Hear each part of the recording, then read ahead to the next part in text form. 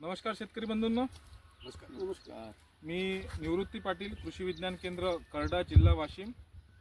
आज आपण पायगन भाऊच्या बेला सीड्सच्या जो नवचैतन्य शेतकरी उत्पादक कंपनीच्या माध्यमातून जी करार शेती इथं करण्यात आलेली आहे त्यांच्या कांद्याच्या प्लॉटवर आलेलो आहे. सावरगाव जिरे नावाचं वाशिम तालुक्यातलं गाव आहे आणि या गावात भाजीपाल्यासाठी हे संपूर्ण आजूबाजूच्या दोन्ही जिल्ह्यात चांगला प्रस्ताव असलेलं असं गाव आहे. हे दररोज 10-15 गाड्या इथल्या वेगवेगळ्या मालाच्या बाहेरगावी यवतमाळ, चंद्रपूर वगैरे जातात.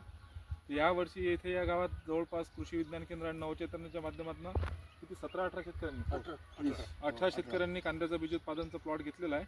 आपण बघू शकता कांद्याची सध्याच्या कंडिशनला डेव्हलपमेंट एकदम समाधानकारक आहे. फक्त जी अडचण चाललेली आहे ही मधमाशीची. आणि आताचा जो व्हिडिओ करण्याचा उद्देश आहे हा फक्त परागीकरणामुळे काय नुकसान होऊ शकते जर मधमाशी नसेल तर. आता इथं आपण जर बघितलं की या फुलामध्ये बऱ्यापैकी सेटिंग झालेली आहे. हे जे काळे फुलं तुम्हाला दिसतात याचं परागीकरण न झाल्यामुळे हे बी पूर्ण पोस्ट झालेलं आहे. आता असे हे बऱ्याच ठिकाणी हा प्रकार झालेला आहे. हे सगळे पोस्ट फुलं झालेले आहेत आणि हे इथं काही ठिकाणी आता हे फुलं उमलण्याच्या स्टेजमध्ये आहेत. शेतकरी बंधूंना आवाज हे करण्याचा आहे मला, या एका फुलाच्या गोंड्यात वेगवेगळ्या स्टेजची फुलं राहतात. काही फुलं खुललेले आहेत, काही फुलांचं बियात सेटिंग झालेलं आहे आणि आतमधल्या साईडनं जर बघितलं आपण तर काही फुलं हे खुलायचे सुद्धा बाकी आहेत काका इथं. हे बघा हे आतमधनं. तर इथे आता जर माशी चांगल्या पद्धतीने आली तर या प्लॉटमध्ये माझ्या अंदाजानुसार हा प्लॉट 4 क्विंटलच्या खाली राहायला नाही पाहिजे. जर परागीकरण नाही झालं तर हा प्लॉट 1.5-2 क्विंटल पर्यंतही खाली येऊ शकतो.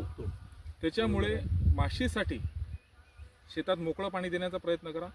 जास्तीत जास्त थंडावा कसा राहील हा ठेवण्याचा प्रयत्न करा. मधमाशांना पिण्यासाठी पाण्याची व्यवस्था करा. याच्यावर गुळाचा असेल, सोप असेल, विलायची असेल, असे वेगवेगळे जैविक पद्धतीचे किंवा आपल्या नैसर्गिक पद्धतीचे गोकृपा असेल याच्यावर फवारण्या घ्यायच्या, जेणेकरून त्या वासाने ओवा, सोप असेल, विलायची असेल, गोकृपा असेल, गूळ असेल, याच्या वासाने आजूबाजूची माशी शेतात आली पाहिजे. शेतात थंडावा असला पाहिजे, जेणेकरून बाजूच्या शेतात गरम आहे, इथं तुमच्या शेतात थंडावा आहे, तर माशांचा जास्तीत जास्त ओघ वाढला पाहिजे. मधमाशांना पिण्यासाठी पाणी ठेवा. एवढं सगळं करून जर माशी आली तर ओके, नाही तर मग आपल्याला याच्यात हँड पॉलिनेशन करावं लागेल. मित्रांनो, हँड पॉलिनेशन आता ह्या प्लॉटला कमीत कमी 3 वेळ करावं लागेल, कारण की वेगवेगळ्या स्टेजेसची फुलं याच्यात आहेत. कोणते फुलं आज परागीकरणावर आलेले आहेत, कोणते फुलं 3 दिवसानंतर परागीकरणावर येतील. त्याच्यामुळे हँड पॉलिनेशन करताना याच्यात आपल्याला आता 4-1 बायका, महिला मजूर लागू शकतात. हातात आपले सुती कपडे घालायचे. हे फुल सरळ अशा पद्धतीनं हा फिरून घ्यायचा अद्दर. असा अद्दर हा फिरवला गेला पाहिजे. नंतर हे फिरवल्यानंतर ही या फुलाची पावडर आपल्या हाताला लागलेली आहे. ही परत या दुसऱ्या फुलावर, ही परत तिसऱ्या फुलावर, ही परत चौथ्या फुलावर, असा हा प्रत्येक फुलावर हात हा फिरवत घ्यायचा आपल्याला. म्हणजे आज याच्यातले 10%-15% फुलांचं परागीकरण आपल्या हाताने होणार आहे.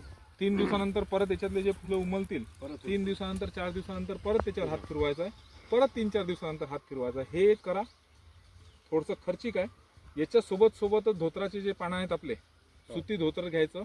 सुती धोत्राला खालून झाल्लरसारख्या कट मारायच्या आणि ते धोतर 2 जण पकडून असं फिरवत याच तासाने फिरवत न्यायचं आणि त्याच तासाने परत फिरवत त्याच्यावर याच तासात. म्हणजे जाताना हा बाजू तुमचा कव्हर होत जाईल, येताना हा बाजू तुमचा कव्हर होत जाईल. आणि ते कट याच्यासाठी मारा म्हणलं की काही झाल्लर पूर्णच्या पूर्ण पान असंच घेतलं तुम्ही हे चाललं जाईल, या फुलाला धक्का लागणार नाही. याला जर खाली कट असले असे तर काही झाल्लर खाली उतरून खालच्या पण फुलांना ते परागीकरण करेल. ह्या पद्धतीने आपल्याला आता हँड पॉलिनेशन करणं गरजेचं आहे. याच्यासाठी माझं आव्हान प्रत्येक शेतकऱ्यांना हेच राहील की मधमाशीचं कसं संस्करण आपल्याला चांगल्या पद्धतीनं करता येईल, कशा वर्षभर आपल्या शेतात मधमाशा राहतील, याच्यावर जर आज आपण कार्य सुरू करणं केलं तर कदाचित पुढच्या वर्षी हे करायचं काम पडणार नाही. धन्यवाद.